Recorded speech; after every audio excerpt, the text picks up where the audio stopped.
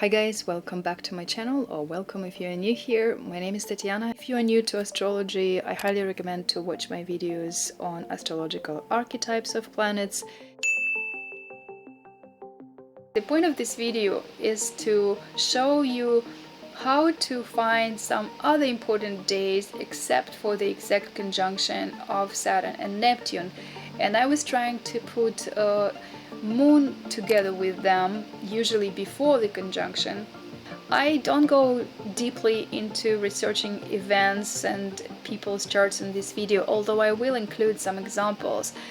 What I want to show you today is a very unique conjunction between Moon, Saturn and Neptune, which I don't think many people are talking about, but I actually kind of tracked back some charts, and I could not find a similar conjunction for quite a while with that close, or you probably will watch this video after this conjunction already, but if you know someone who is born on January 23rd, 2026, tell that mom that she should consult an astrologer, because her child most likely will have very unique stelliums in his or her chart, in Pisces, in the end of Pisces, and also in early Aquarius. Let's break it down and I'll explain you what I mean.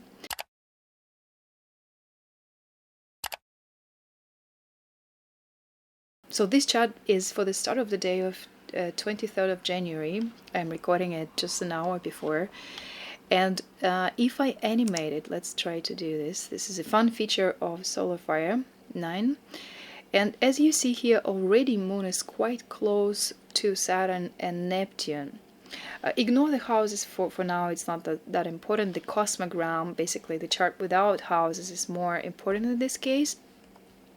But also we see that Mars is about to leave Capricorn, where it's exalted, and then to go into Aquarius. We call it ingress into Aquarius, and right away it's gonna join quite fast Sun, and especially Pluto, because Sun moves fast. Sun will go away further, so the conjunction between Sun and Mars already has happened in Capricorn. So now Mars is moving to the conjunction with Pluto, and it will kind of be reborn for that in a way, but also the energy is changing so much compared to January, where there was a stellium in Capricorn. So you see, like, Mars almost is joining the stellium. But also what is super important is that at the same time Moon is conjunct Saturn and Neptune. Now, I haven't even explained what all that means, guys. It's mostly for those who already are into astrology. But if you're a beginner, what's important here is it's not only activating Aquarius as an archetype, and which is super different from Capricorn. Capricorn is like social structures, organizations, state organizations, or some kind of like more rigid structures. It's ruled by Capricorn planets would be ruled by Saturn, which is in Pisces. Like, it has this kind of waterish feel, especially also conjunct Neptune, but because it's like a long cycle. Saturn stays for 2.5 years in one sign, so it was for a few months near Neptune. Neptune moves very slowly. It stays for about 14 years in a sign. So Capricorn was the dominant, I would say, gray cardinal, or even like official manager of those planets which were there. So Mars is drawn in Capricorn, so it likes to be in Capricorn, but now it's moving into Aquarius, and then it will be ruled still by Saturn, but also by Uranus. And at some point, when it will go further later, I'm not sure when it will be. Let's see. It's probably in a month. Yeah, like you can feel it already in the end of February, but so it will go into a square with Uranus, which is a totally different energy. Like, it's more like it basically, be careful with some things related to communities, like social media, like arguments with people, both people in power and also in different communities, and like there could be debates, right? And just also I would be careful with kind of spreading your values around, if I can put it this way, because not everyone can relate to what is important to you. So you see, boom, so 1:17 a.m. hopefully I'll record this video before that.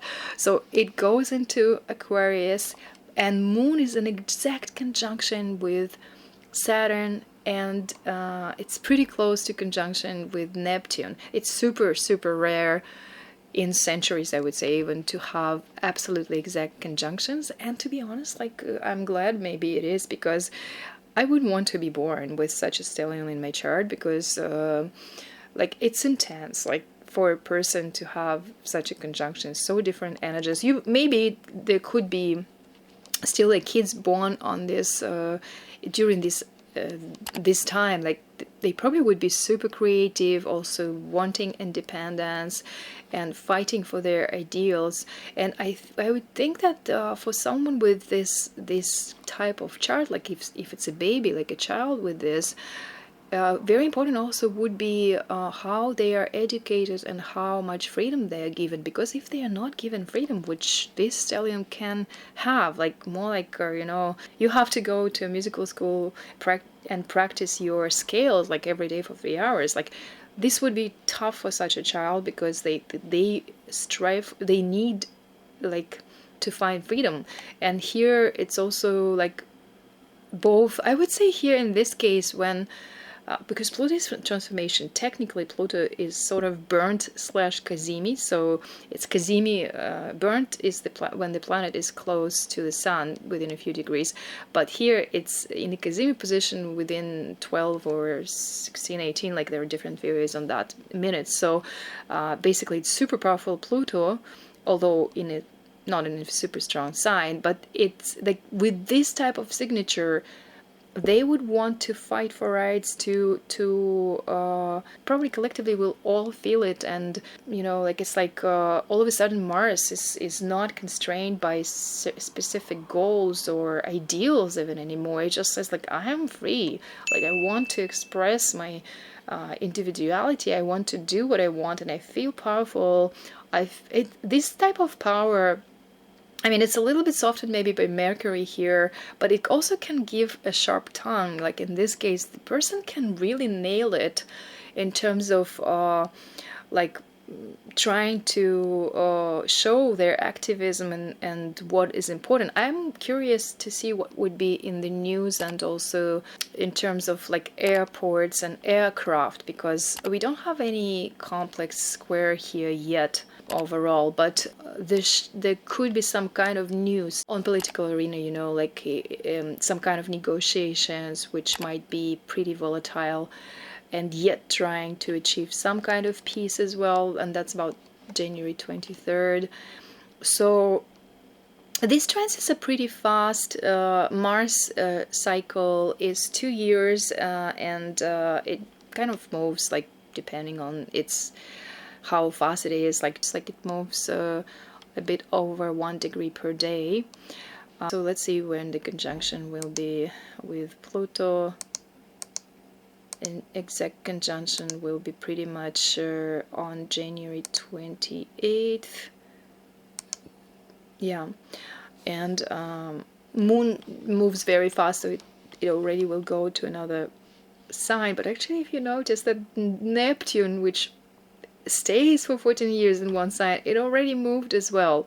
So let me go back to January 3rd and tell a bit more about this stellium. So this stellium is a lot about, I want to be emotional, I want to express my emotions, but I can't because I feel obligated by something, and at the same time I want to set healthy borders myself, and I don't want to believe gurus who I can't relate anymore to. Like this is also like kind of like blending and denying at the same time, which could be an internal conflict as well for someone who is born on that kind of transit. And we're going to talk a little bit later about Saturn Neptune conjunction. This is is just a very interesting day, I find, maybe even a few hours only, like to see what kind of insights you can get on these transits. Like listen to your intuition and also take a note of your dreams, like what comes in your dreams. And if even if someone who is older than you, like your elderly parent or your grandmother, grandfather, or like someone in the street tells you something, also don't shake it off right away. There might be some truth in it, especially with Uranus, such a close sextile. Here it's already separating, but there is also a sextile tonight. Like in Europe it will be, for example, daytime, so they might feel it a bit more than North America because we are sleeping at the time. There can be some beautiful breakthroughs in a way, but not yet fully free. It's just kind of like a promise to be free. So because those planets, I want to make a breakthrough. I'm not constrained anymore by other things. I'm really like assertive, and also I can speak up for myself. But these ones say no, you have to be careful like how you word it and how you say it, because you need to be empathetic, and you need to be softer, or something, maybe care about someone.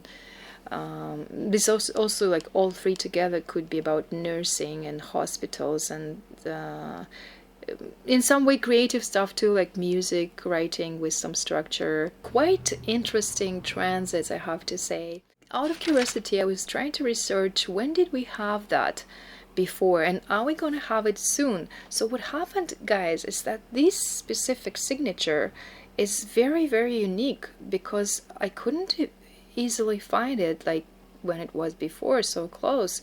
And also Neptune is changing the sign, and it will not go back in our lifetime to Pisces ever. So for example, today I was thinking, oh my gosh, like I feel like an urge to do something, because those planets, and also Neptune moving to Aries, and later in February Saturn will move to Aries. It feels like, yeah, it's time to act. It's enough to just like have philosophical, idealistic views on something. It urges you to act on something.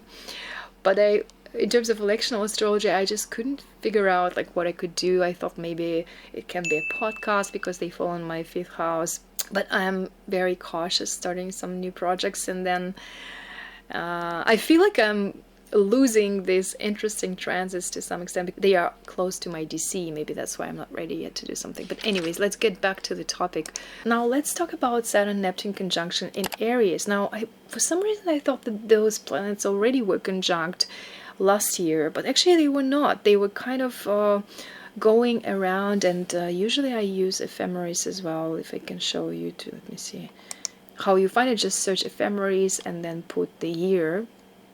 I looked for those months, and I realized that because Neptune went to Aries quite early, like here we see like it goes like in the end of March. And by the way, if you had some events in the end of March in 2011 when Neptune went into Pisces, that also could signify you might have some important event this year, because it's like one chapter is closing, another is starting. So I would even look at the event chart. For example, you opened a business, or you married, or met someone, or started a project, or your child was born, whatever. So take a look at that chart and compare it to what's going on in 2026. I mean, it's a bit more advanced, but I'm just saying, because transits over that chart would show some possible events. And also you can look into progressions and other methods. Check what perfection year you have. It's a bit more advanced, or consult an astrologer, me or someone else.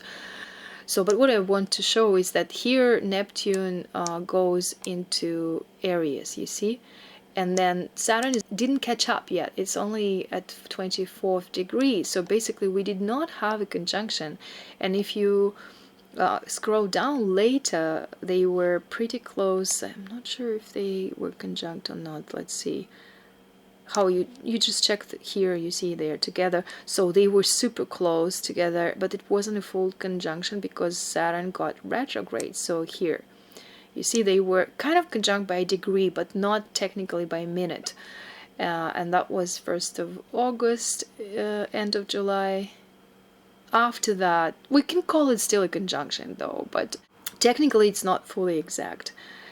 And after that, Saturn went retrograde, but it goes faster, like it has a faster speed, and so it went back to Pisces kind of with a faster speed than Neptune, so it never really, they never really caught up, but they were dancing over there like for a while.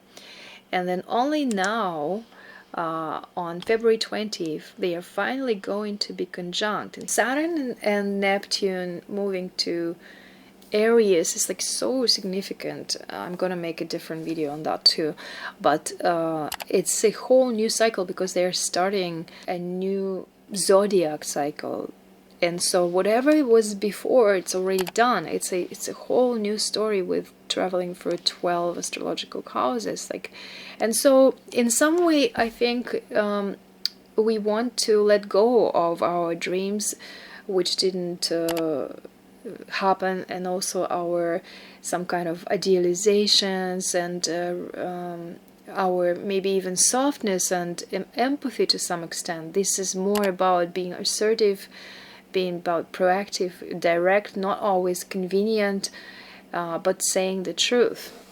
So what's important as well is that this conjunction is happening just a few days after moon eclipse in Aquarius, and moon eclipse kind of is supposed to be about closing some chapter, you know, starting a new cycle again. And by coincidence, and it happens that it's also about the cycle of Saturn and Neptune here.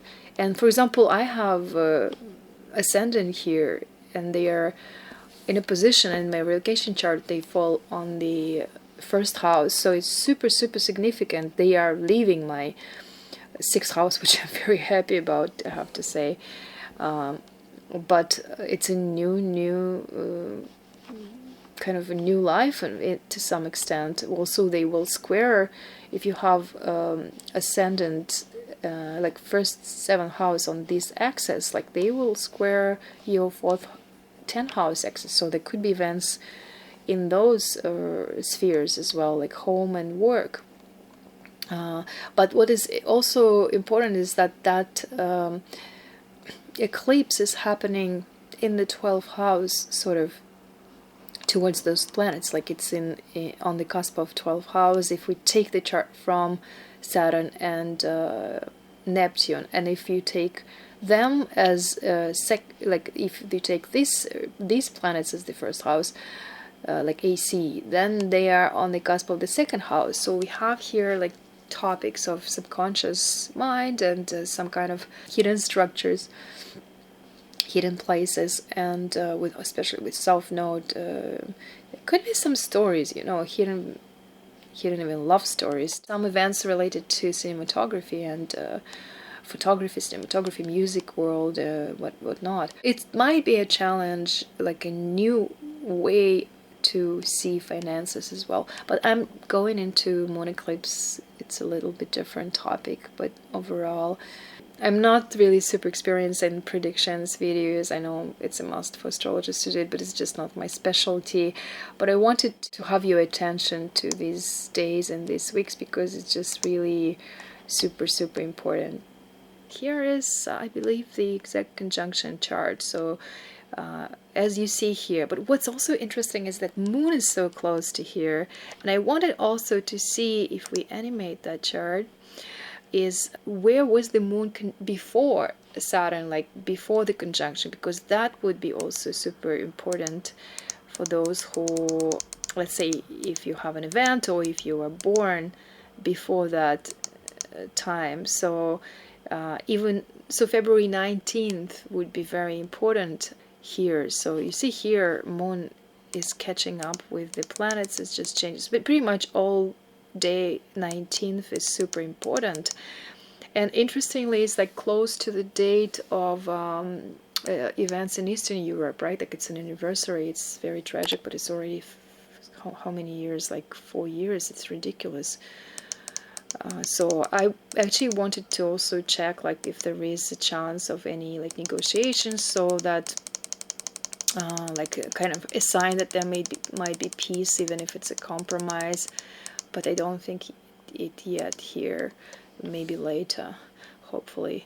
So here you see like February in Vancouver, it will be around 1 p.m. 12:48, and this is a triple conjunction, so also very, very significant. But it's not in Pisces. So as I said, like that night was very unique in North America. We kind of slept through that very important conjunction, and it will be a few times from now on in Aries, because those are still pretty slow-moving planets, and Moon will do a few conjunctions with them before they separate, because Saturn will make a conjunction with Neptune, but then it will start moving more forward.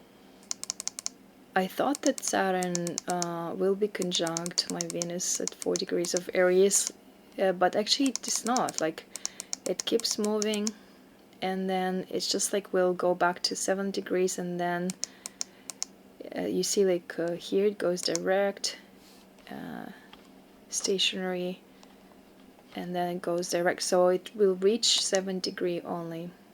So they will not be conjunct again, and which means that we have two significant conjunctions between Moon, Saturn, and Neptune. One is on January 23rd, and another one on February 19th. I mean, in Europe it might be 20th already, depending on the time zone, or in Japan. In east countries which are on the east, it might be the previous day. So it depends, like on the time zone. There was an article also which I found. Maurice Fernandez, a very renowned, famous astrologer, very respected, has an interesting article. I haven't read it fully, but I did like his. Here he mentions, for example, that lots of political figures were born on some kind of Saturn-Neptune conjunction, which is interesting, but it kind of makes sense because Saturn is the ruler archetype, at least one of the archetypes, and also it can be connected to sort of kingdom, like, you know, that idealistic view on something. And so people who we see here, some of them, they kind of were followed for their persona and for beliefs as well. So, and then they were very prominent in their field. I mean, this is worth probably analyzing much more. I'm just going to mention to you the article, so here is the link. Feel free to read it. Here I found a fun instrument. It's a little bit off topic, but these planets move slow, and so they will move here in in February to early degrees of Aquarius, and Uranus on the 26th of April will move into Gemini. And this is also a huge event, like this year and also last year. It's crazy packed, how they are packed with super significant events. Also there is here Pluto in early Aquarius, and there is this sextile. I don't know why it took the other sextile. Let's keep it here. Okay, so I can't get, I guess, two sextiles. I'm not sure why. No, it doesn't want. So basically there is a sextile here as well. So this is called bi-sextile. They will form, especially when they go here, there will be a bisextile between those planets. So all three, and it will last for a while. I might make a separate video on that topic. Well, Moon has a cycle of 29 days, right? It moves very fast. I don't know why it doesn't make. Interesting. Oh, weird. Anyways, I'm gonna give up on this. So, but There is a trine as well between these planets. They are in the same element, Aquarius and Gemini, and they will be bisextile, and it's super, super important. If you want to have more information before I upload my video, just search on either Google or somewhere like bisextile between Pluto, Uranus, and Saturn Neptune.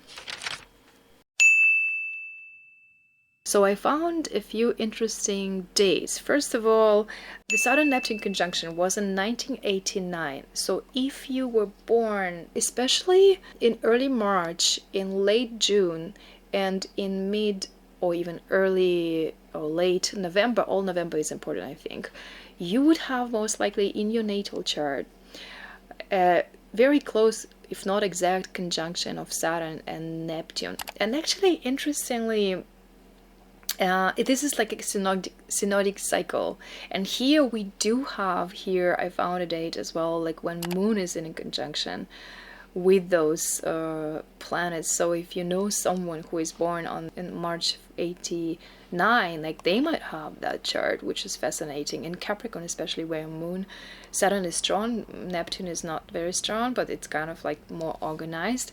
Moon is weak and like basically limited, it's in fall in Capricorn. There are lots of loggers and influences with Saturn Neptune conjunction. What can I say? Like in this case, it's a strong Saturn.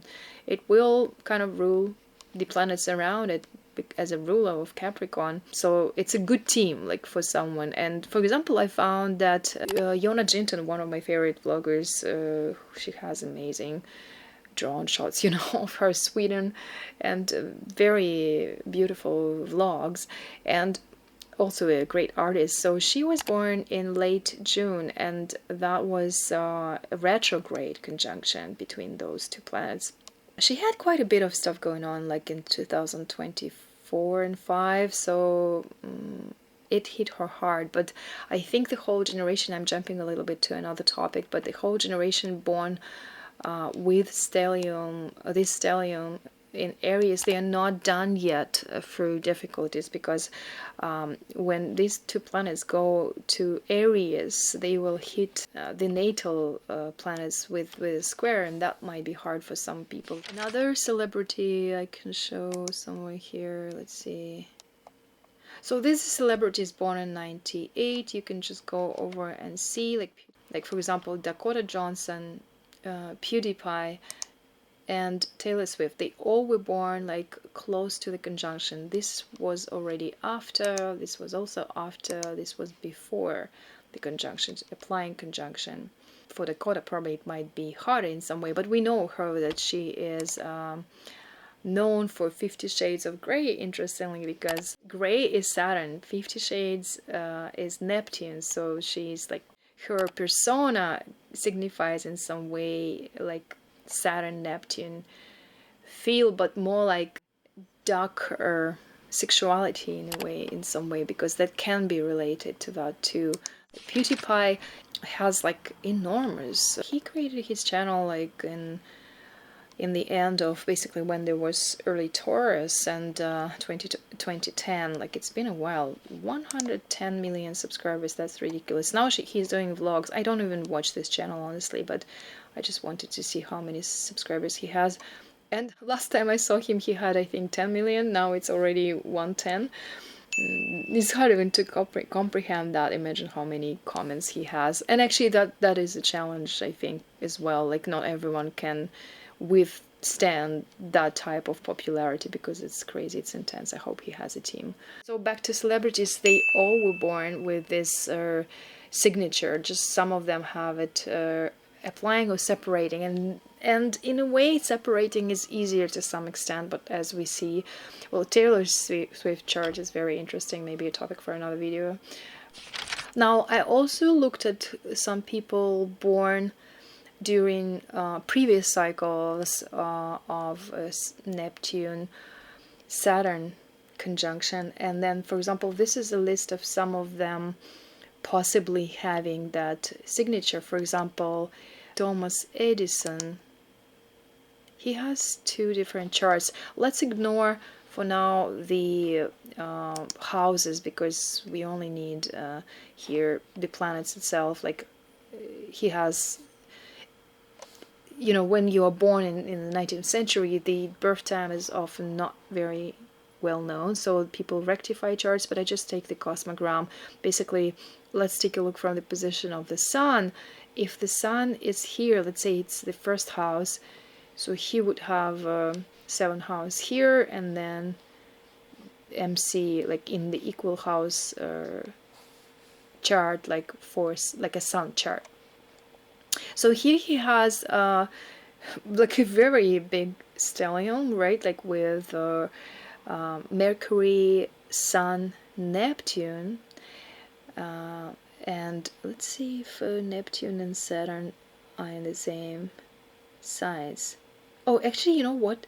Saturn he has in Pisces, but Neptune is in Aquarius. So technically he doesn't qualify for my video because it's a little bit further, like the orb is bigger, but it is an interesting personality. Like, oh my gosh, like look at this. I mean, I knew some of this, but not like everything. So he has over 1,000 inventions, and electric voice recorder, phonograph, incandescent electric lamp, movie projector, a talking motion picture. It's basically like a creative genius indeed, like super significant figure. Interestingly, lost hearing, like Beethoven. It reminded me of Beethoven. I would need to analyze why that happened later, but the main thing is that he is very, very talented, right? And also was very hardworking, if to believe his biography. Again, like if we take a look at his chart, he has exalted Mars right in early Capricorn, and also Venus Saturn conjunction, very interesting. They are in a square to their ruler Jupiter, and beautiful trine between Moon and Pluto, possibly depending on the time, like if this time is taken. Otherwise, if later Moon would go even in Capricorn, so we don't know. But because Uranus is like all this, how to say, something connected to cinema, also can go with Aquarius is electronics, and Pisces are cinema as well. Sagittarius can be related to cinema as well, and Jupiter in Gemini can be good for radio and podcasts and things like that. I mean, it depends. Like, it has its own weaker sides. It's because it's a weak. Technically it's in fall, but I still think that some people, like Oprah Winfrey, I think she has Jupiter in Gemini, and a few people I know who are pretty good with social media and speaking, public speaking, they have this position. So I mean, it depends on the chart, but what I'm trying to say is that he's one of the people who had that conjunction.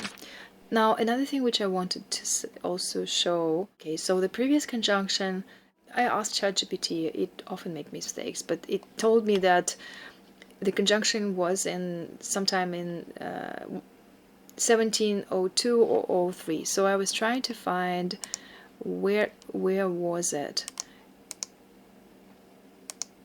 It seems like Saturn is moving very fast here. So here they are close to the conjunction. I just have to find the minute here.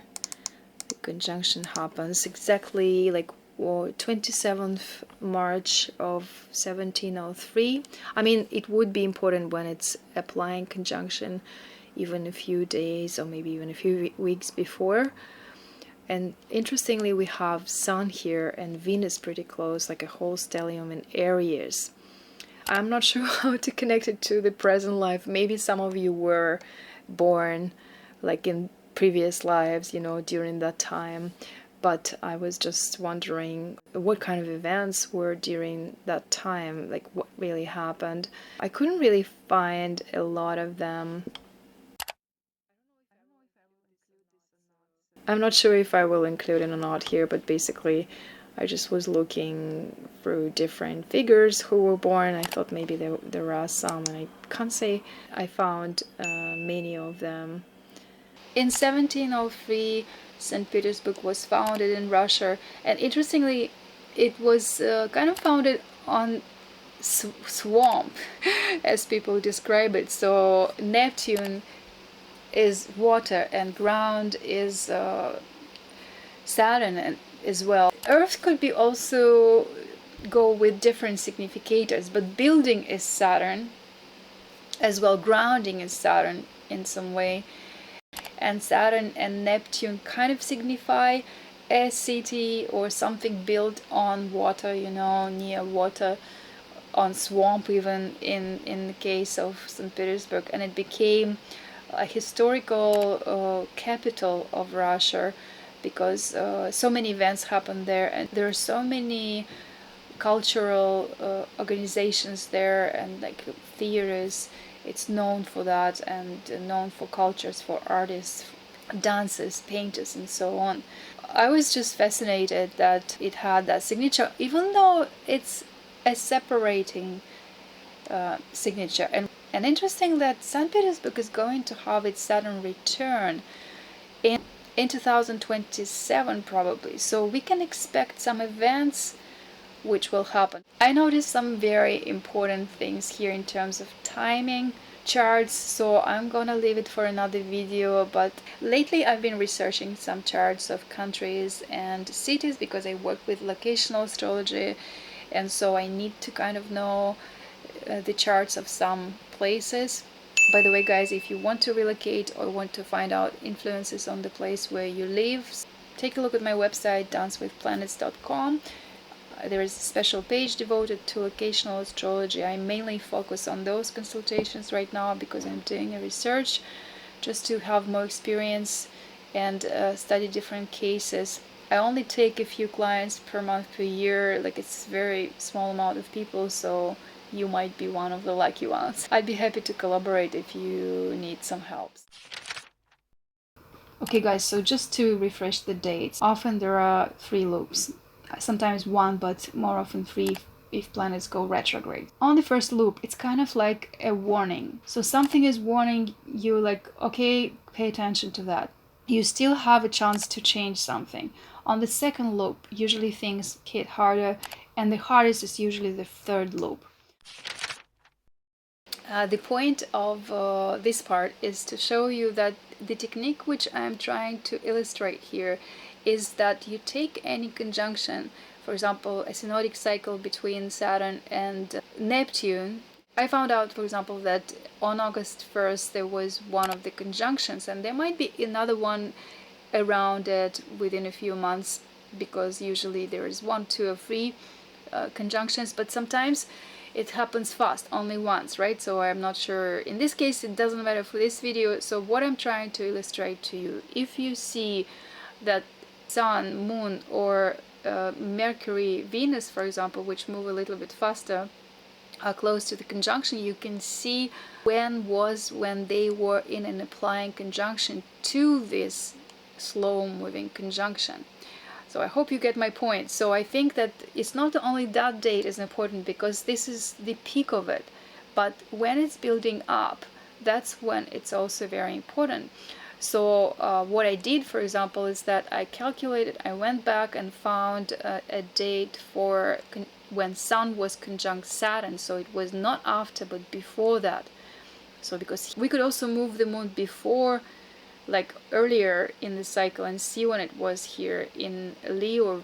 Now it's already in Capricorn, or we can move it like forward and see when it's conjunct those planets, but Saturn will already separate from Neptune. So a more powerful one would be when it was before that. So let's first do with the Sun. So I'll show you, look how close they are, it's crazy. I was trying to research what kind of events were on that day, and for example, there was some battle. It's interesting because it signifies like water is Neptune canal, you know, and Saturn is like the material matter. So, and they were together, and then this battle happened. So they were already applying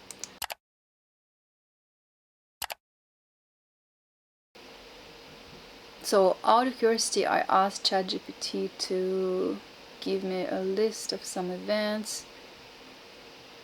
Yeah, it also gives this battle.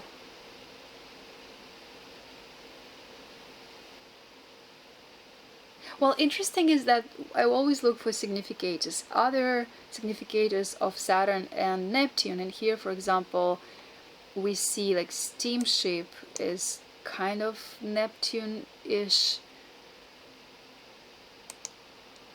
Steamship, fog of the word, sea. Saturn signifies death and sea is Neptune, so basically there are deaths in the ocean, in the sea. I don't know how many people died here. I guess they happened at that time quite often, maybe, I'm not sure how often. Okay, it's telling me that it didn't begin on July 27th. Mid-war escalation point, not a turning point. I don't know where I'm going with this research, to be honest. I think I need someone else to help to be more consistent. But I was just carried away with this. And here is the date for the conjunction of Moon, and then the time before that will be very important as well. Look at this. Sun is so close here as well, but still in Cancer. And then there is a huge stellium in Leo. So also that could be an important day, and July 18th as well. Sometimes actually, since I check for Vancouver, which is on the most western part of the world, so to speak, it might make sense more to put one day before to get the whole world at different time zones. So let's see if there were some events. I mean, we could check Vancouver events as well, but I'm just checking world events for now. Well, there were some war events apparently. Stormy birth for the House of Windsor.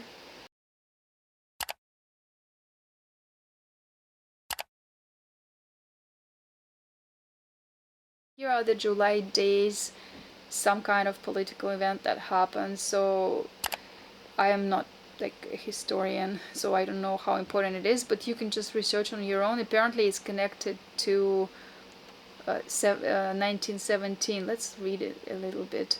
The party was dispersed, many of the leadership arrested. Vladimir Lenin fled to Finland, while Leon Trotsky was among those arrested. That's interesting. Well, it's super significant for Russia. Oh, okay, so I was wondering if it's earlier style, new style, or old style. So it looks like the old style was used before February 18th. So usually Solify write here NS, which means new style. So there's no such a mark here, so I guess that's the old style date. So you can figure out whether it matters or not for history. I was just curious to see what was happening when this conjunction was applying. So you can go to Wikipedia and just research. I can't really, where I'm getting with all this is that we can find Saturn, Neptune, Moon conjunction quite often if we change the Moon position and if we give like an orb of a couple of degrees, in some cases 3 degrees, but more often even a couple of degrees would do the job. So meaning that Saturn might not be in exact conjunction with Neptune yet, but applying there, and then the Moon is applying, and I'm kind of trying to figure out if that could be a significant date in history or in someone's life. I think if people are born with an applying conjunction of Moon near Saturn and Neptune, that would be really strong, let alone if there are other personal planets there. So it's a huge signature in the chart. And I'm also curious, another thing which I'm just throwing in here to my viewers who might not even be into astrology, I'm not sure, but I was wondering what happens if someone is born with Sun or Moon after that conjunction, but if we rotate back the time, you know, to the day when the conjunction actually happened, or when moon was on that conjunction, what did happen in mom's life, for example. So if you have done research like this, please let me know examples. It would be fascinating, kind of like in-depth research. It requires more meticulous and in-depth research, which I can't do now here, like within the channel. In terms of future, basically the conjunction happens every 35-36 years. You just rotate the chart and you can look for different conjunctions. Maybe there is an automatic way to calculate it. I didn't do it. I did it all manually.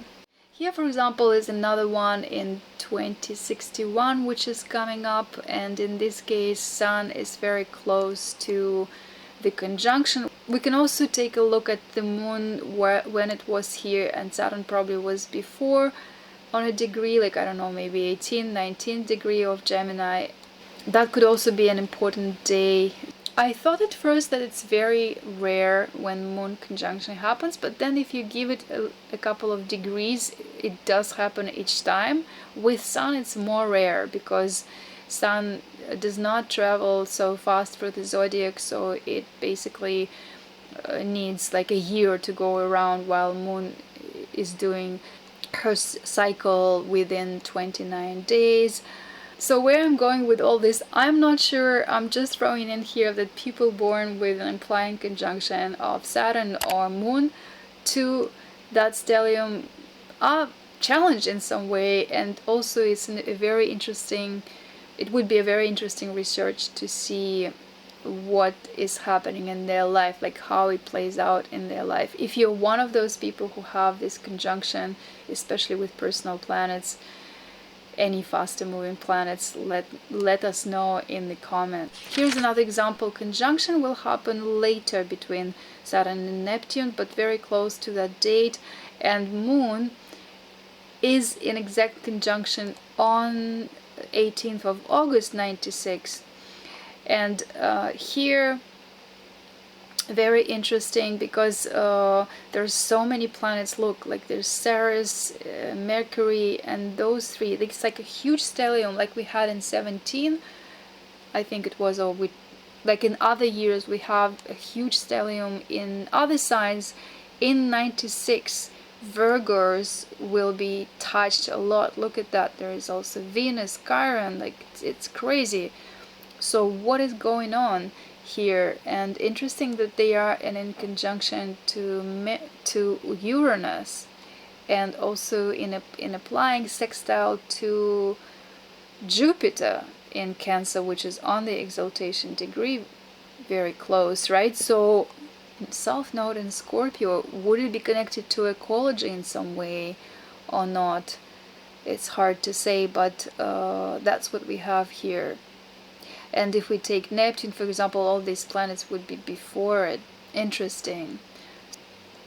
Now, let's say we move Sun forward a bit, and we will find the exact conjunction between Saturn.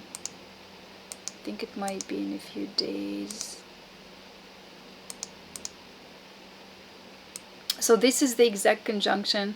It would be interesting to live up to that moment. I would have to be probably, I don't know, over 100 years. So here we have Sun together with this conjunction, and Mercury.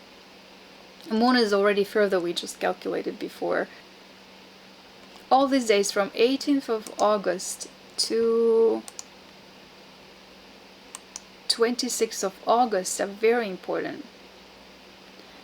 And I would say even further, because Sun will go, in a few days it will be in exact conjunction with these planets.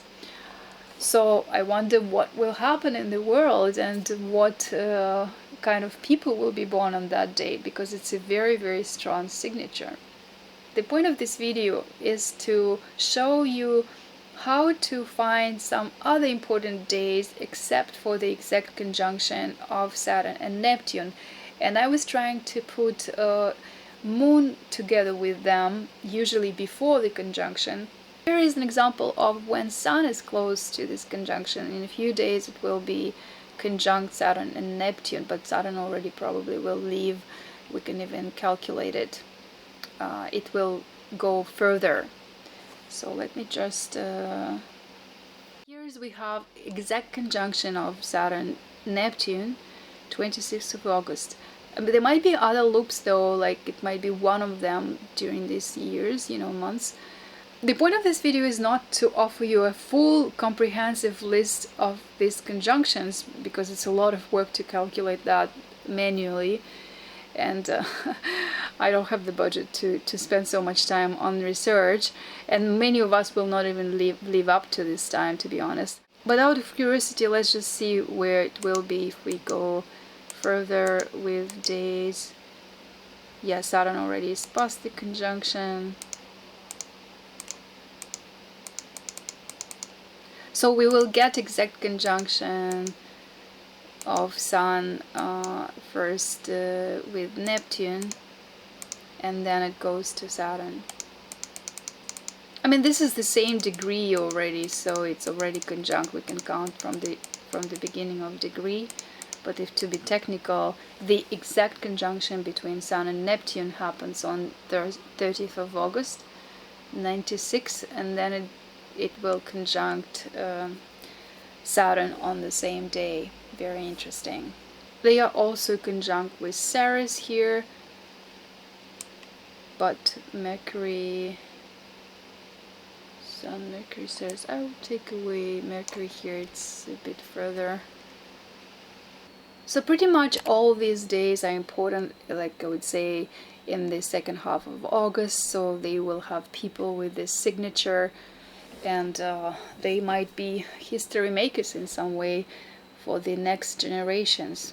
We will see. Here is another conjunction in 2132, interestingly very close to my birthday. I am not going to live up to that probably, unless I'm reborn again on the same birthday, almost the same. And so this would be in Scorpio, in the 12th house of this chart, but this chart is it's an ascendant chart for Vancouver, so it would depend where they fall. Void, of course, Moon.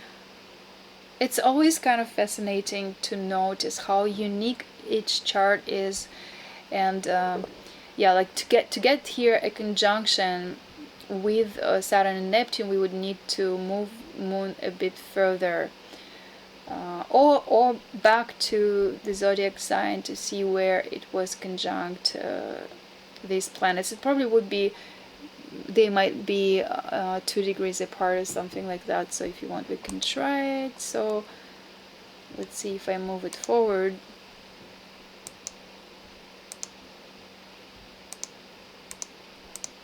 So here is another example of conjunction of Moon with Saturn and Neptune, and then it's already past the conjunction. So you see Saturn already jumped to the next degree, but Moon is still pretty close, so it's within 2 degrees, I would say even almost 1 degree. A very tight, interesting conjunction. And I would also take a look at the cycle before that, so when Moon was in that position when Saturn was applying to Neptune, and so between it might be January in this case. Yeah, but the tightest is this one, 19th of February. See, if you are still alive, let me know. You can comment on this video if YouTube will survive.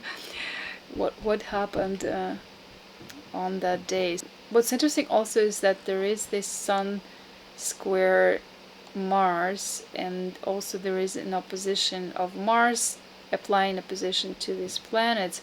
So it might be something connected to I don't know, not maybe aggression, maybe some wars. Hard to say. These are pretty much like just interesting charts of people if they would be born near those hours, Basically the conjunction happens every 35-36 years. You just rotate the chart and you can look for different conjunctions. Maybe there is an automatic way to calculate it. I didn't do it. I I did it all manually. I think this is part 5 of my video, Saturn Neptune conjunction. I've recorded already a lot of videos. So here I found, guys, another date of Saturn Neptune conjunction, and it took me a while. So how I did it a bit faster now is that I just progressed the chart, moved it forward 160 years or so, and I looked for a conjunction, but the next one was in Aries, though they did not conjunct in Pisces, it seems, and in 2349 there will be a conjunction on 19th degree of Pisces, which is interestingly opposite my moon. Kind of fascinating, pretty much almost exactly. I should probably not give away my chart, but I just noticed it. So what's interesting here is that they are in exact sextile with Sun, Mercury, Venus, well, I would say Sun, Mercury mainly, in Capricorn, and it's an applying sextile of Sun and Mercury. So someone who will be born on that day, it will be quite interesting. We don't know what will happen. They're meeting again in 325-ish years, I guess. Now, if we want to find when Moon will be conjunct these planets, I guess for the future days, so far it's not that important. It might be more interesting for retro research or closer dates, but you would just have to animate the chart and move the Moon before it was conjuncted, when Saturn is still applying to Mercury, and that will be interesting as well. So I'll skip it for now. I'll give it to you to research on your own. What we could do though is to calculate when the next one will be, and if I put here years, actually let me double check if there was a conjunction before. I think there was not, because in some years what happens is that Saturn is in opposition rather than conjunction. For example, I can put here 1 year, and it's already past the opposition, but there was another synodic cycle here, like an opposition. So if we move it, say, how many? Let's move it 15 years. Saturn is closer to Neptune here, and you see they will be conjunct, I think maybe even in Taurus. Yeah, they are gonna be conjunct in Taurus, so that's a different story. So there's no Pisces conjunction here. If we move it 1, so if we are kind of around that, and then we'll just move 163 years further. Let's see what happens. So as you see, like, it seems like Neptune is in Pisces, so it's not always a conjunction with Saturn, right? So I mean, these cycles are not straightforward, so they happen randomly. So there is an opposition in Pisces, so they are kind of alternating. I have here an interesting chart. I just noticed something off topic, that there is an opposition between Saturn and Neptune, but also Uranus is so close to Neptune, so basically there is also an opposition to Saturn and Uranus at the same time. I find it quite fascinating, those synodic cycles, and Mars is conjunct Moon and Venus. Wow. If you live up to this date, guys, let me know in the comments what happened. I would be curious to know. I'm kidding, but let's just try to calculate. So guys, I'm gonna skip the process of calculating, but in 2563, for example, on June 23rd, Moon will be conjunct Saturn and Neptune, and then later there will be conjunction on another day between Saturn and Neptune. This is very interesting to see also when those conjunctions happen for people who are born in early Cancer. You know, when Sun just goes into Cancer, Moon will be in Cancer and conjunct these lower planets. So I wonder what the person will experience with that chart.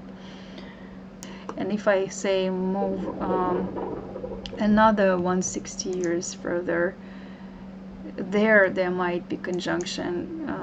Let's see, which I already calculated. I think this chart will be somewhere in the video. So it will be in 2673. I wanted to at first to say that subscribe to my newsletter and then I'll give you the dates, because it takes so much time, you know, like my channel is not monetized at this point. I think I need funding for doing all this type of research one way or another. Let's see. On April 1st, 2671, there will be an exact conjunction in Pisces of Saturn and Neptune. Maybe there will be another one as well in terms of retrogrades if they go back and forth. I can't quickly calculate it here, but I will leave it at this date. And in my case, it was Tokyo, just the most eastern part of the world. I mean, one of the most eastern parts. And that way, events which happen on that day probably will be very significant, especially with Mars being so close to Saturn, and also Moon moves very fast, right? It just goes through the sign for a couple of days, 2.5 days, and Mercury goes approximately, I don't know, around 1 day plus minus, because it depends on its speed. So a lot of planets are close here again, which is quite typical for some conjunctions to have personal planets around it as well, especially if we take an orb a little bit wider. Here's the chart for Neptune on IC, just because it's convenient for calculation, but the houses are not important here.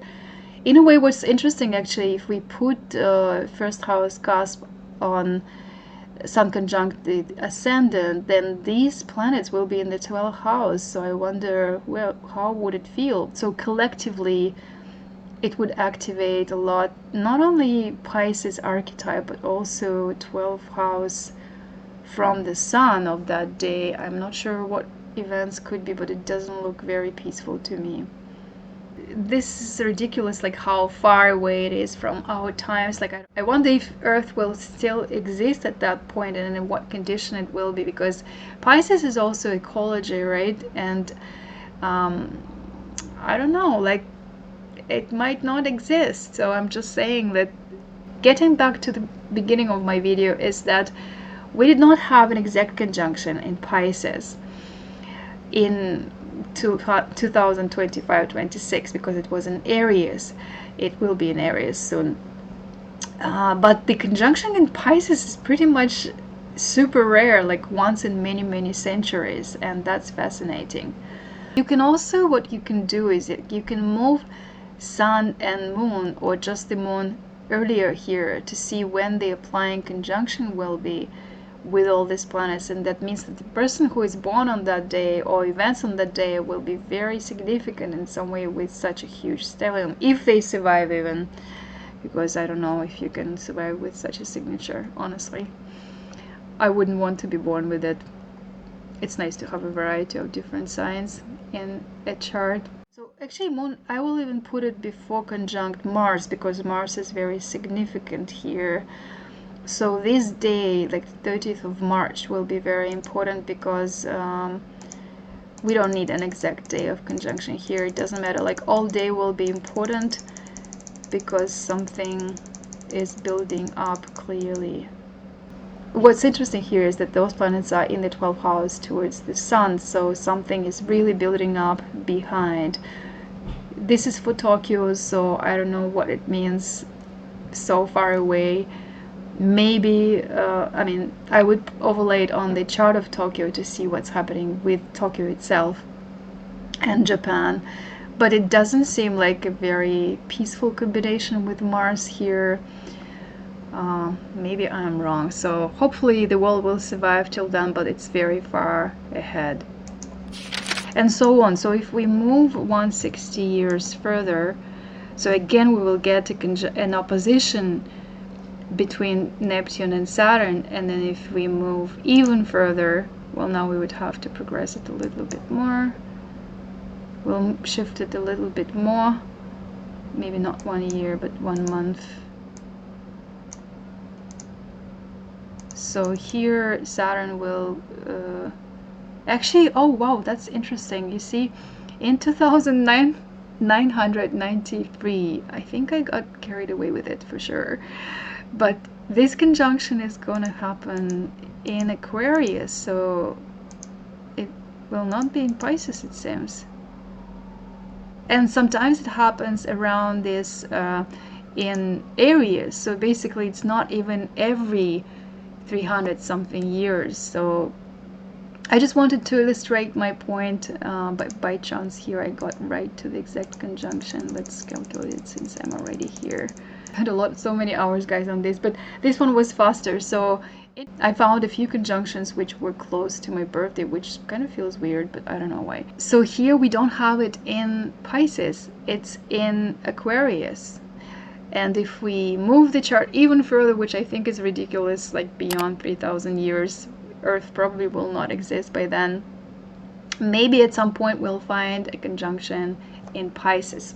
So my conclusion with all that, it's just really fascinating to, first of all, thank you so much to Solarfire for this software. It was a treat to try to do it here. I think I need to learn some tools here to make it easier. Maybe there are some graphics here which can be used. Let me know in the comments if you know a video which teaches that. I'd be happy to watch it.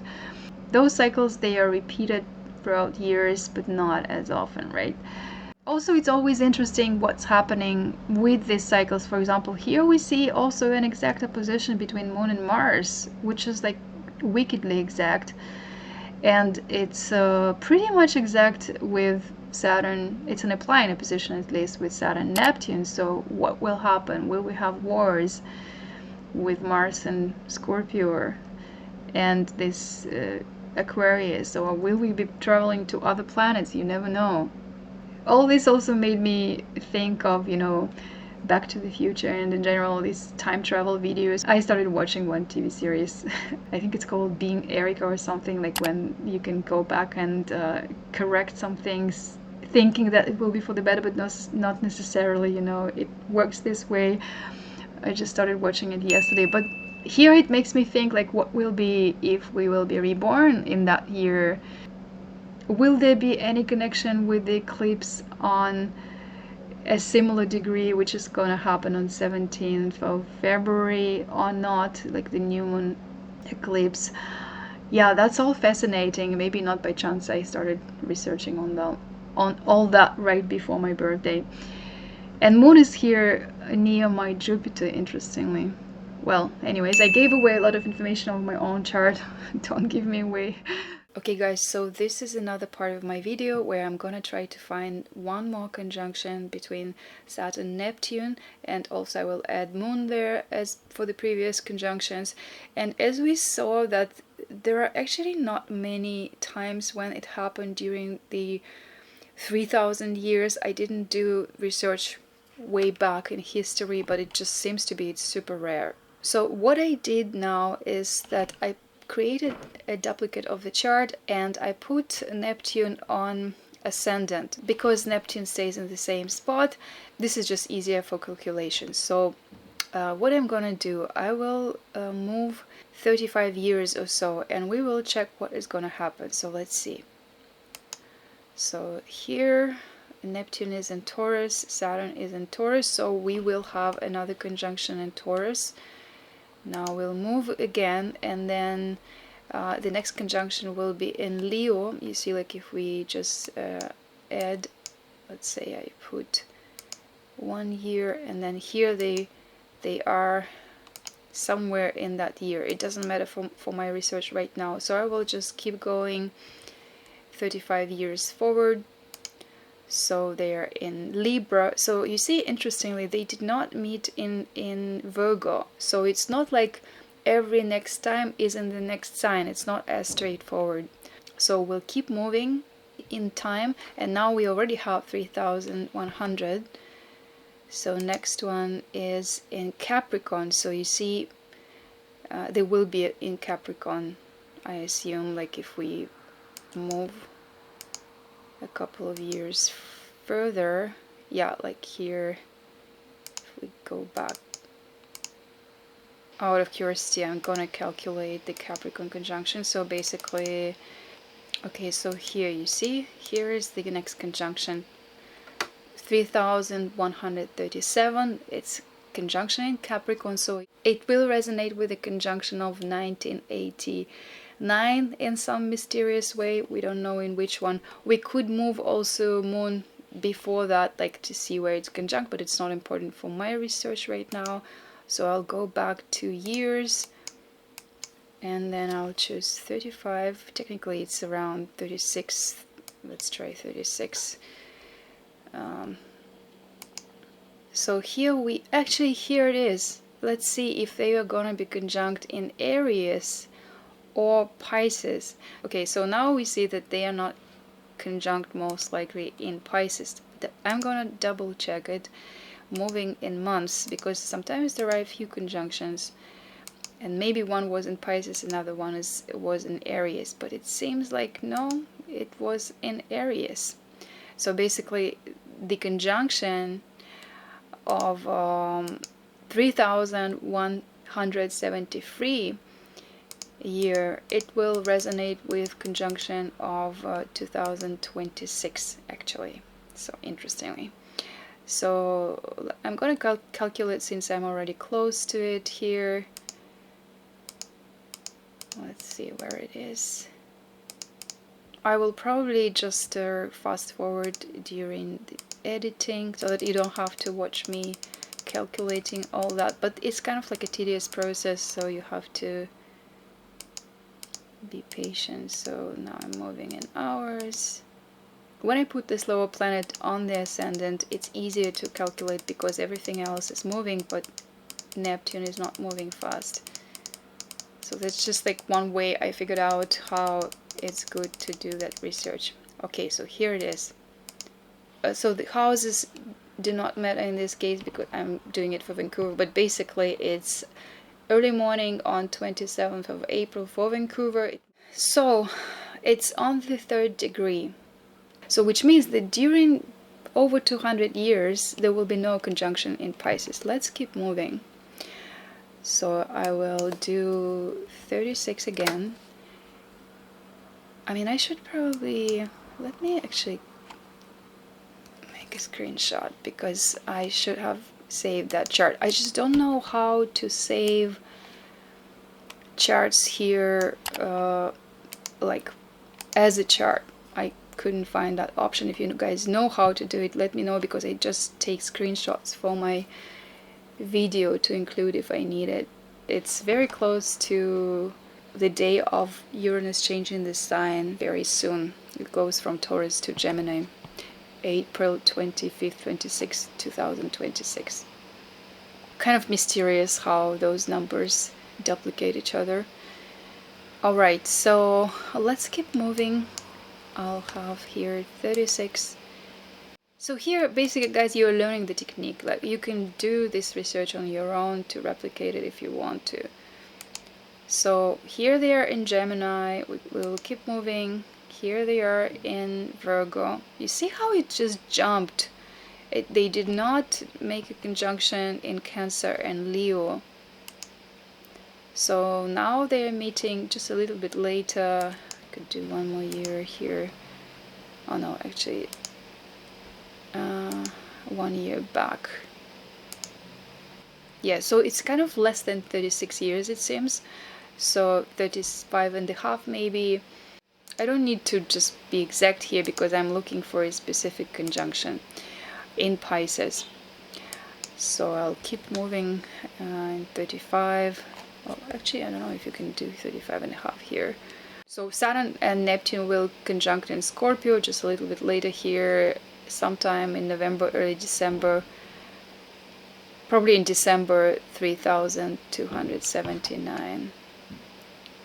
Should I calculate? When I'm so close, I kind of feel like, okay, let's calculate. Okay, let's do it. I did not include all dates. I think there are probably tools to do it automatically. without suffering so much to do it manually. Okay, so here it is. Alright, so here is this Scorpio conjunction, 29 degree, like almost Sagittarius, which is interesting. 20th of December, 3279. Alright, so I'll try to move 35.5 years. Let's see. So here, where's Saturn? Oh, something just didn't work here. You see, like it jumped so much further. Why? That's weird. Let's go back. Oh god, no. I think... Did I do something wrong? We are already at 4,000. Why are we 4,000 BC? I'm confused. I think the system probably got frustrated with so much data, which is kind of unknown. Why before? Oh my gosh, where am I? Before Christmas. Alright, since we are before Christmas, let's calculate where the conjunction was at that time in Aries, in case I need it for research. Okay, so my research is getting very unpredictable and kind of interesting as well. Okay, so here Saturn goes retrograde, Neptune also is retrograde, so Saturn will go retrograde further. So it seems like they did not actually meet. You see, like they, if I go back, so Saturn got to 10 degree, even 11 degree. It's similar to how it was in 2025, that Saturn got to the degree of Neptune, but did not make an exact conjunction. I think here it's the same thing. Or not, let's see. So it's here, it's retrograde. I'm just double checking if they were conjunct or not. I'm very confused. But anyways, they were not conjunct. Oh, it will be a lot to calculate. So let's try once. I mean, there could be 3 conjunctions. I'm not going to be super meticulous about this. This is ridiculously far away from where we are now, but I'll just find at least 1 conjunction. Let's find it. And I suspect it will be when they go direct. You see here, it's very close. Here it's already past conjunction. So let's just go by days. But we already found the day, it's 7th of April. Alright. Here there is another conjunction.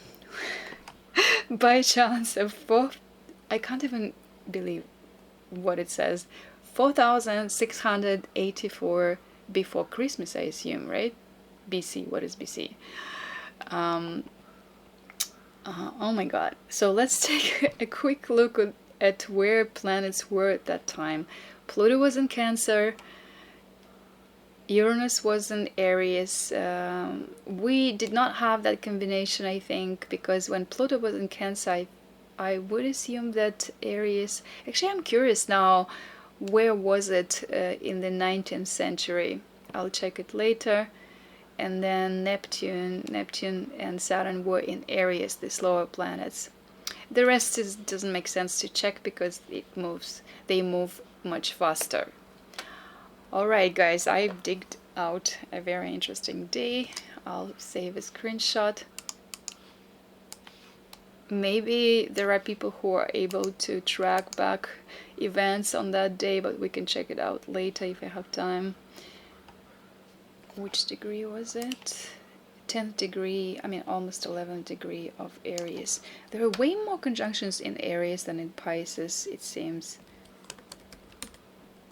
Alright, so I'm kind of tempted now to track all of them, but that will take a lot of time. If you guys are interested in sponsoring this research, let me know in the comments. I could do it probably on another time. So if we, out of curiosity, look for a conjunction of Moon with all these planets, so we could move Moon, basically we could move further and have it after conjunction, but I'm gonna go back and see where it was here. to, so it's kind of similar to this year on 23rd of January when it was within 2 degrees from the conjunction, so with Neptune, I mean. It's gonna be a very long video. Here it is. So we have an exact conjunction of Moon and Saturn, and they are pretty close, within 1.5 degrees from Neptune. I think it's a significant day. We're gonna check later. It's equinox, 21st of March. Interesting. For some reason I think it's an important day. I don't know what happened there, if there is anything.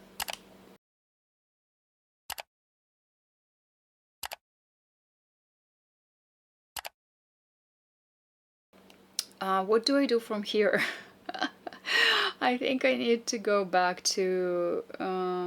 Now I need your help to get back to the year 1985. Time machine. I haven't invented any time machine. I'm gonna read your thoughts.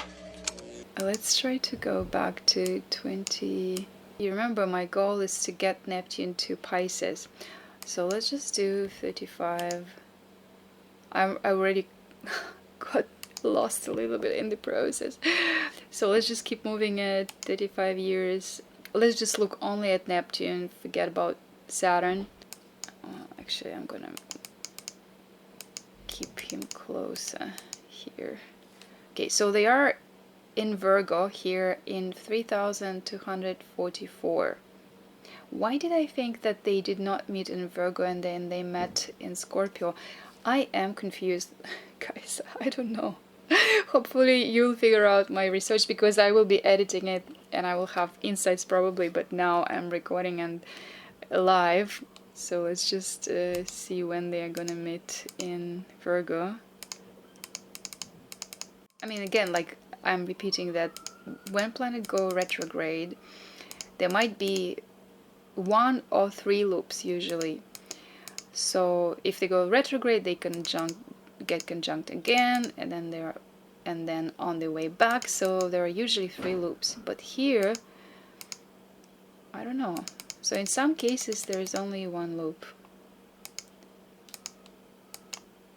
I don't think it matters that much in my research now. Oh, there are seconds as well. So, but I was ignoring seconds. Alright, so to the second now we calculated here a conjunction on 11 degree in Virgo in 3244. We still haven't got to Pisces, unless I did a mistake and calculated something around. So I'm going to save this chart. Okay, let's keep moving, and I'm gonna put 35 years and we'll find another one. Then the next one was in Scorpio. There was no conjunction in Libra. And then the next one will be in... Okay, so guys, I suspect that they're not gonna meet in Pisces because they are meeting in Aquarius. Let's check it out of curiosity. So I think there's no conjunction. Yeah, they are meeting where my sun is. My sun is right on that degree. Oh my god. Is Saturn going to... Oh, it's going retrograde. No way. Why? Oh, because they are retrograde. So let's do months.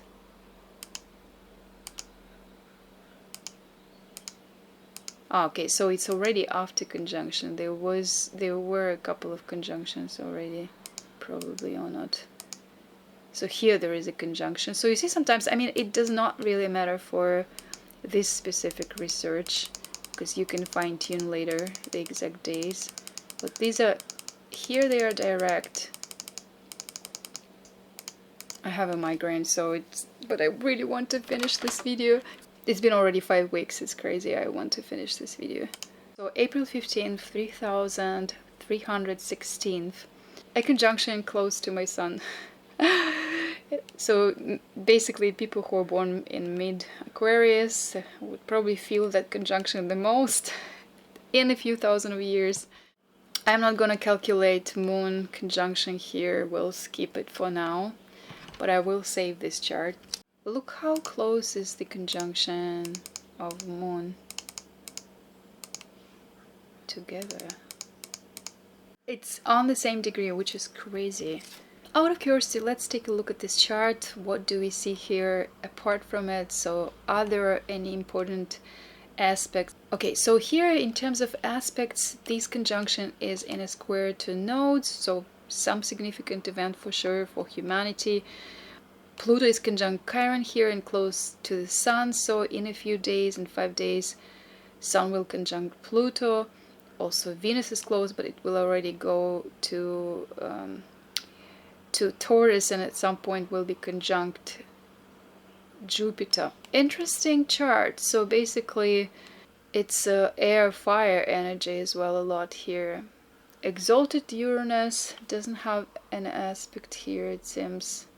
Mercury on the midpoint more or less, but I think this shows you guys an example of how hard it is to read the chart without any context.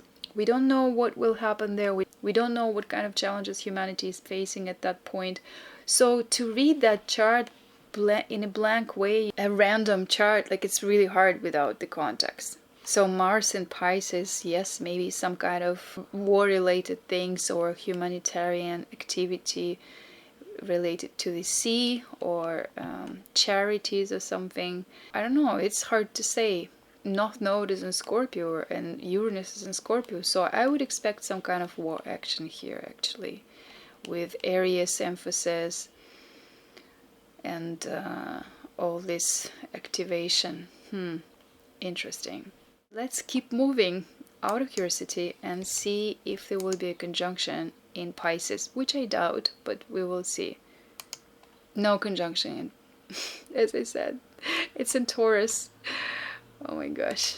So here is another conjunction on the 9th degree of Taurus, July 31st, 3352.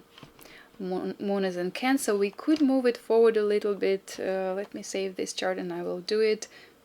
Most likely it will conjunct with them on the 8th or 9th degree. So let's move Moon a couple of days, a few days further, and so we will, yeah, they are gonna be conjunct on the 9th degree, which is impressive. Wow, 26th of July, 3352. And Sun is in a square to them, and there is a stellium in Gemini. Interesting. I'll keep it at that, so I'll just save the chart for later research for any nerdy videos like that. Let's go back 2 years, and I'm not giving up.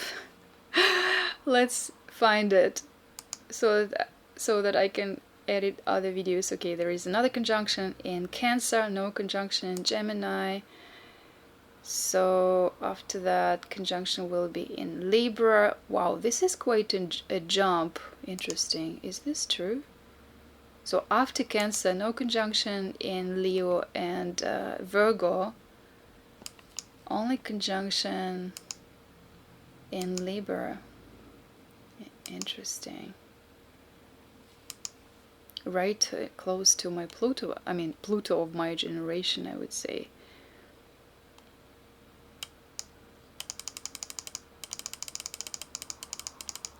Maybe a month further.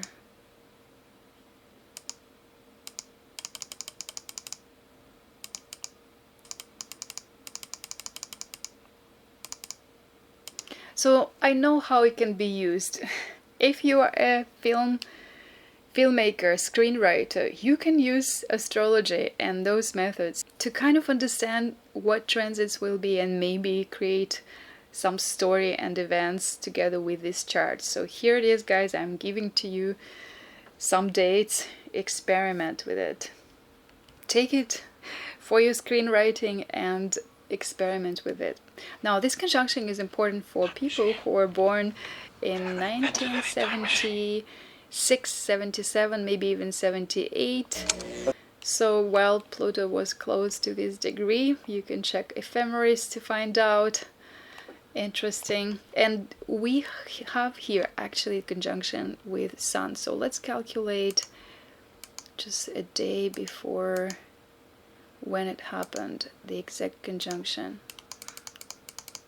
I mean, all these days are important anyway, so, but since I was trying to do that research as well. So you see, early morning, October 8th, 3423 in Vancouver. Here is Sun conjunct Saturn and Neptune. I mean, Moon, we can move close to them as well, but it will be a few days, so Sun either will be earlier with Mercury, closer to Mercury, or not. Well, I mean, we can still, I'm going to save this chart and I will calculate that other chart. And I do see other planets also on similar degrees, for example, Pluto in Leo. There's actually a bisextile here with Pluto in Leo and Jupiter in Gemini. Interesting. It's not as common when a luminary is conjunct exactly on the same degree when conjunction is happening. So I think this is a very interesting year. Guys, take a look. Keep in mind that year. I think it's super interesting with this bisextile. Maybe we'll have some kind of sunrise of humanity. But what's fascinating is that, again, Mars is in Pisces. You remember it was already in Pisces before. Uranus here is on my Sun. You never know, maybe this research will go in history since there are so many resonances with my birthday. Or someone else born on close to my birthday will also contribute. Alright, so we are gonna now, since I'm here anyways, to put the Moon before a little bit and see where it was conjunct all this stellium. Sorry guys, I got lost in my Moon movement here. I think I did something wrong. So Sun is here, so we want to move Moon closer to them, the closest conjunction when it was, so when Moon was even before Sun. So let's take it closer to the degree of the Sun. So it's not like super close here. 26th of September is important and the days after, so it doesn't really matter as much here. So here the conjunction is close to new moon, as you see. Apart from this conjunction, also Mercury is very close. It's going to be conjunct soon in a few days, going backwards. But also there is a beautiful trine in air signs. I don't know how good and favorable it is for Earth. Uranus is in own sign, in Aquarius, in a trine with Mercury, and applying trine of Saturn to Aquarius. Aquarius is already in a separating trine to Neptune unless it goes retrograde and moves faster than Neptune. Then Jupiter also is direct and in a trine, already separating trine to these planets, Saturn, Neptune, and applying trine to Uranus. So that would be a very significant year. I will save this chart in case I'm reborn and my hard drives are still alive. I'm just kidding, but after spending so much time on this video, my sense of humor already is a little bit weaker.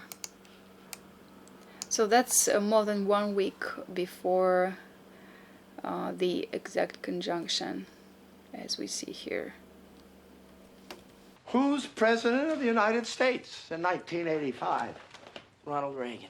Ronald Reagan, the actor? Ha! Then who's vice president? Jerry Lewis? Alright, so now we are gonna keep moving forward in hope to find a conjunction in Pisces. Good night, future boy. No, wait, Doc. Doc, the bruise in your head. I know how that happened. You told me the whole story. You were standing on your toilet and you were hanging a clock and you fell and you hit your head on the sink. And that's when he came up with the idea for the flux capacitor, which is what makes time travel possible. Next one is in Sagittarius. So it kind of usually skips one sign, it seems. Oh, finally, guys, I'm so happy. So we got it. Look, ta-da! So they are very close here. Oh my gosh, I am probably not gonna be looking for another one. It should be another video. I'll stop at this, but basically conjunction seems to be happening at 23 degrees. At least one of those conjunctions around these days.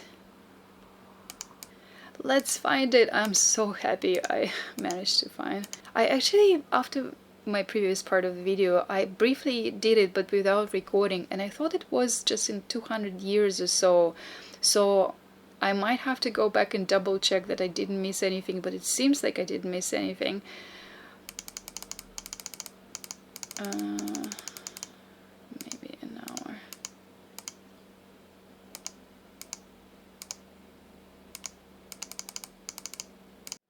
Here is another exact conjunction in Pisces. Saturn and Neptune are on the 23 Pisces. Sun is pretty close, but we probably are not going to move it forward to calculate. Moon is here, so I would have to move the moon quite a bit to get here, so they would not conjunct on the same degree most likely. This is an interesting degree. I don't really see like a lot of correlation with other planets yet, like in terms of degrees. Pluto is in Capricorn, Jupiter is strong in Cancer, Neptune is strong in Pisces, Sun is strong in Aries. Wow, like I would say that someone born on that day might do some good things to the world, maybe, because, I mean, hopefully, with Venus and Aquarius or humanitarian work maybe. Mars and Pisces also can be good for some debates. I would say more for dancing though, and arts, but still I don't mind Mars in Libra, it can be fine. Alright, so I'm gonna save this chart and maybe complete this video. So guys, this conjunction will be important for people who are born in the end of Pisces, obviously, and maybe mutable signs as well, and also Aries people, because Sun is in Aries here, and Mercury as well. Very, very interesting chart. Nodes are on the same axis as we have today. So basically, this year, 3496, will somehow be magically, mystically connected to 2025, especially in 26, early 26. On that note, guys, I probably should stop this video, but we will still check when the conjunction of Sun with them will be. Let's move this chart a few days earlier.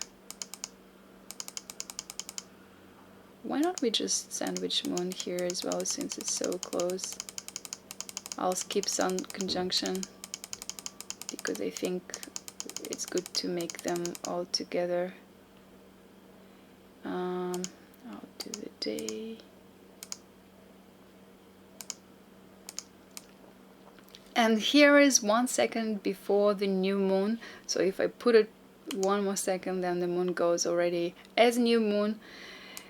And so this would be also super important as a day when babies are born, because well, someone will have that chart with their new moon. I would suggest that it would be easier if the person is born probably on the new moon rather than like after it gets behind the sun, I mean ahead of sun, because waning moon like this, like kind of weary, and also it's an eclipse because there is a node.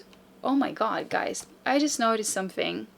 I wonder if you notice it too. Let me know in the comments what it is. But basically, I'm gonna give you a clue here.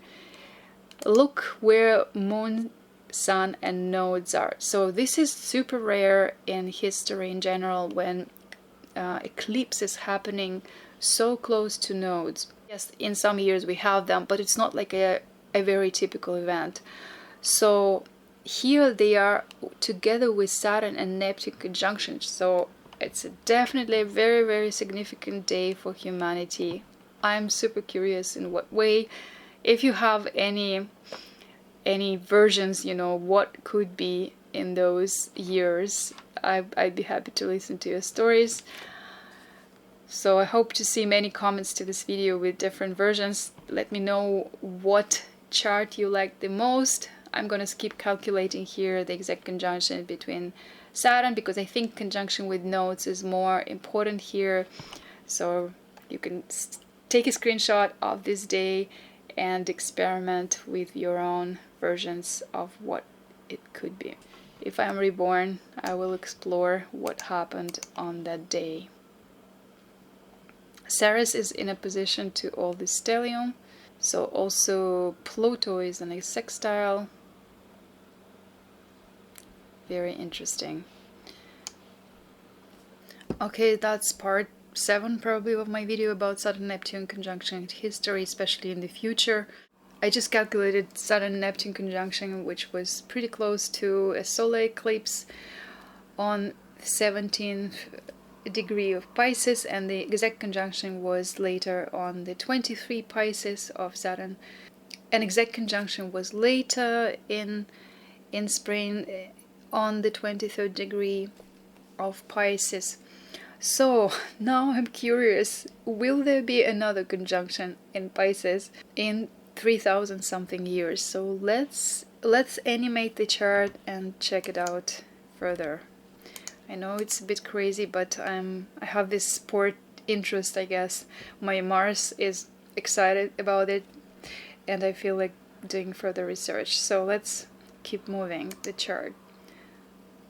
Next conjunction is in Gemini, then either a late, let's see, either late Leo or in Virgo, probably in Virgo. Yeah, it seems like it's in early Virgo. So let's move it forward. Then they are conjunct in Scorpio. Actually, quite often, interestingly, conjunctions happen in Scorpio and Virgo, also in Capricorn and Pisces. Aries also was pretty often, so I don't know statistically, like, because I didn't track all of them. I mean, I probably should have tracked. Maybe I'll do it in some other research, but hopefully there is a way to calculate it automatically. But it seems like they like specific degrees. It's like Pluto goes to another sign often in Scorpio, interestingly, it seems. Okay, so guys, I'm sorry to disappoint, but here after Scorpio, they are not going to be conjunct in Pisces, because they are going to be conjunct in Aquarius. And after that, they will probably be conjunct in Aries. So let's keep moving here. Yeah, so on the 23rd degree of Aries, just a little bit earlier, let's calculate. Since we now are going through Aries conjunction, I probably should have kept track as well of Aries conjunctions, but it was just not originally the idea of the video. Okay, so here we have again a conjunction of Saturn and Neptune in Aries on the 27th degree. So Moon is very close to here as well. We could try to move it forward a little bit to see if it will conjunct them on the same degree or not. I'm not sure. And this is 29th of February 3676. So let's move it forward. Yeah, I think it will conjunct. Oh my gosh, that's exciting. So look at this. So this is the exact to the second conjunction, as good as it can get. Oh, actually, you know what? Saturn jumped here further. So let's though move it a bit earlier so that Saturn is before. So I moved the Moon a little bit further to get the closest possible conjunction. After that, if I do just 1 minute further, you see Saturn already is separating from Neptune. What an interesting chart as well, with this beautiful trine of Moon to Pluto in fire signs, though. I don't know how it could feel. Mars is in Taurus, a very strong Uranus here in a sextile to them. I think those times would be pretty curious, but there's also an inconjunction of Jupiter to this stellium. I wonder how that could feel too. Opposition of Mercury to Jupiter. Let me know in the comments, what are your stories for this chart?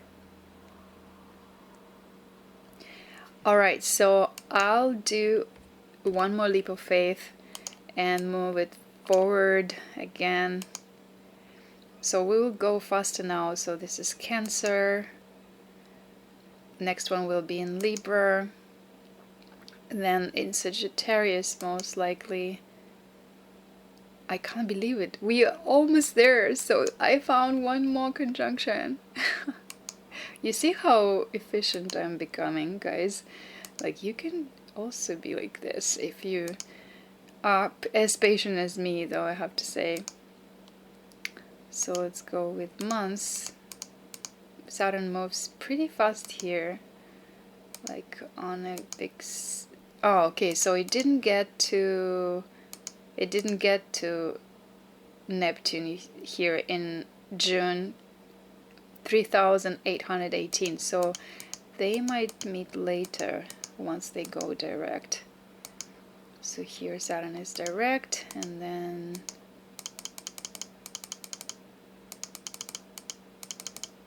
on the 12th degree it seems the conjunction will be, or 13 maybe. We don't have to actually calculate even the exact conjunction to the minute, because the main power of the conjunction and challenge of it is before that time. So basically maybe even the whole month before that, if not more, but especially a few days before that. So here we have the conjunction on the 12 degrees of Pisces, which is interestingly right where I think Sun was on the recent eclipse. I don't know if it's connected or not to 2026 anyhow when I'm making this video. But also there is a sextile with Venus, exact sextile. Sun will catch up in a few days with this conjunction, but Saturn will already go further.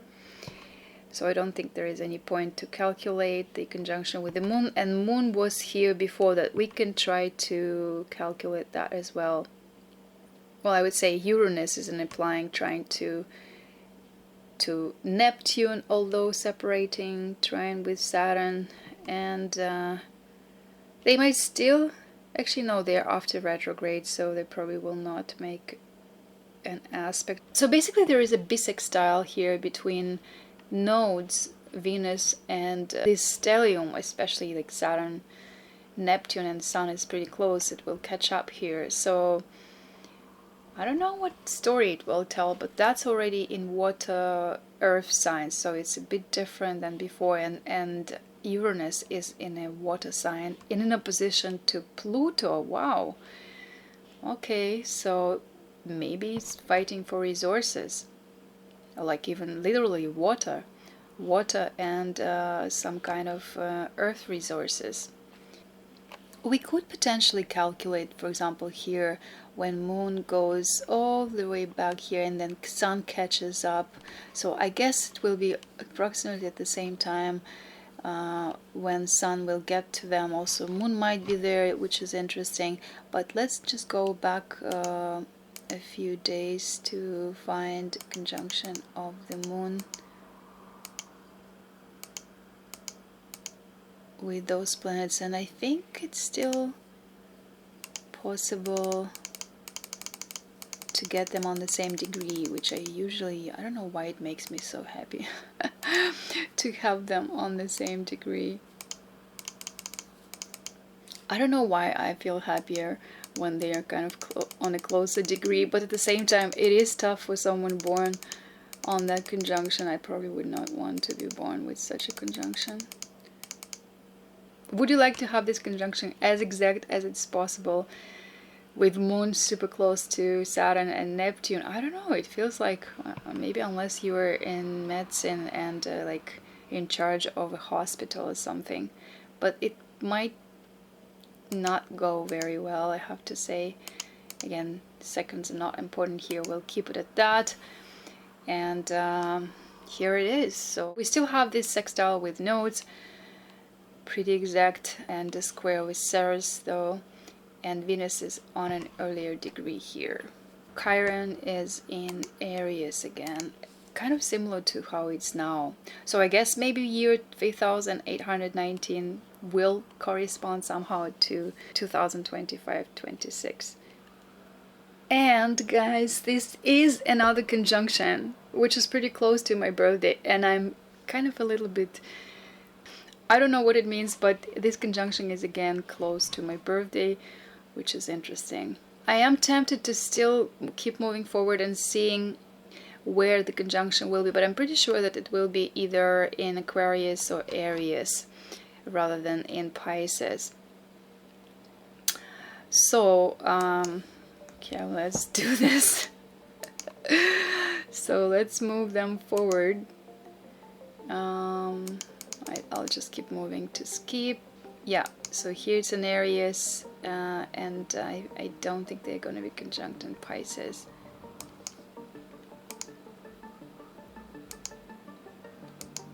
Conjunction, so they are going to be conjunct on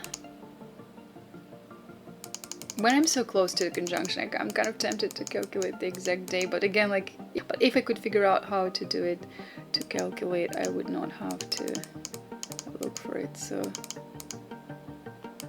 okay, so here is another interesting one. Wow, look at this.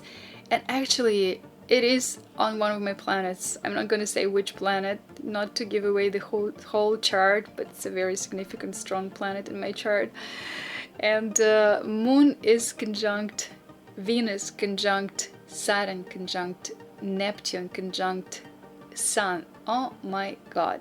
So a day before though, Sun would be in conjunction with all these three planets, but Moon will be earlier, so I'm not going to shift it for now. So 17th, 18th, 20th would be important days. If you're born on those days, this year is a very important year for you in the future when you're reborn. So let's take a look what else is going on here.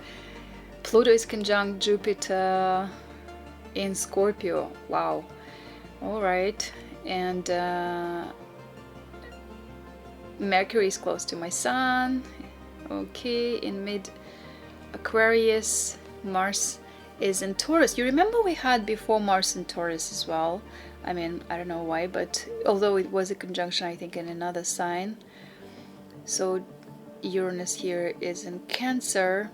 I don't think there are any like super exact aspects. So basically the most important thing here is that Pluto with nodes, for example, in an aspect to nodes, and this huge stellium for people who are late Capricorns, early Aquarius. It will be very important in the future. I mean, maybe for Scorpios as well, and for Virgo, Pisces axis, since nodes are there. Wow, what a stellium, guys. I am tempted to keep going forward, I'm telling you, but I will stop. If you watched till this part, put a flower, sunflower, in the comment, or put a few flowers if you watched everything, hopefully. If you want to support my research, guys, there is a PayPal link in the description of the channel. Any donation is appreciated, only make sure that you put a note, for example, Saturn Neptune research or something like that, so that I know who it is from and what is it for. Or you can just say Life and Glow channel support. Thank you in advance for your comments. I look forward to reading them. Share this video with other people, and I'll be back with another video. Stay well.